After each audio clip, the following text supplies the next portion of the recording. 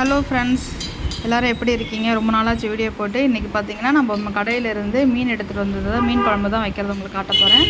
அடுப்பில் ஒரு நல்ல மண் சட்டி வச்சுட்டு வெந்தயம் எண்ணெய் ஊற்றி நல்லா சூடானதும் வெந்தயம், வெங்காயம், தக்காளிலாம் போட்டு நல்லா வதக்கணும். ஒரு ஆஃப் வதக்குறோன்னா கருவேப்பிலை நான் போட்டுக்கிறேன். இப்போ கொஞ்சோண்டு புளி நம்ம கரைச்சி வச்சுக்கலாம். ரொம்ப புளி வேணாம், கொஞ்சமாக புளி போதும். ஏன்னா நம்ம மாங்காய் போட போகிறோம், அதனால் கொஞ்சமாக எடுத்துருக்கேன். அதோட வீட்டில் அரைச்ச குழம்பு மிளகாத்தூள் ஒரு 2 ஸ்பூன் போட்டுட்டு மஞ்சத்தூள் போட்டுக்கிட்டேன். நான் இதுக்கு மேலே வேறு எந்த தூளுமே சேர்க்க மாட்டேன் எப்போயுமே. இதுவே சூப்பராக இருக்கும். ஏன்னா காரம்லாம் நாங்கள் ரொம்ப கம்மியாக தான் சாப்பிட்றதுனால தனி மிளகாத்தூள்லாம் சேர்க்க மாட்டேன். வீட்டில் அரைச்ச குழம்பு தூள் தான். அதுக்கப்புறம் இந்த குழம்புக்கு தேவையான உப்பு போட்டுக்கிறேன். ஒரு மாங்காய் போட்டுக்கிறேன். சேர்த்தோன்னா ஒரு கொதி வந்தோன்னே தான் மாங்காய் போடணும். நான் ரொம்ப புளி ஏன் கம்மியாக போட்டேன்னா மாங்காவும் புளிப்பு, அதனால் தக்காளி போட்டிருக்கோம். அதனால ரொம்ப கம்மியாக தான் புளியும் சேர்த்துருக்கேன்.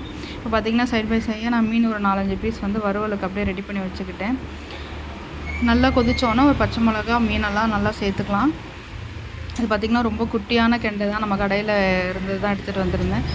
எல்லாம் மீனெல்லாம் சேர்த்தோன்னா ரொம்ப இது பண்ணாமல் அப்படியே உள்ளே மட்டும் தள்ளி விட்டுட்டு கொத்தமல்லி தூவி மூடி வச்சிட வேண்டியது.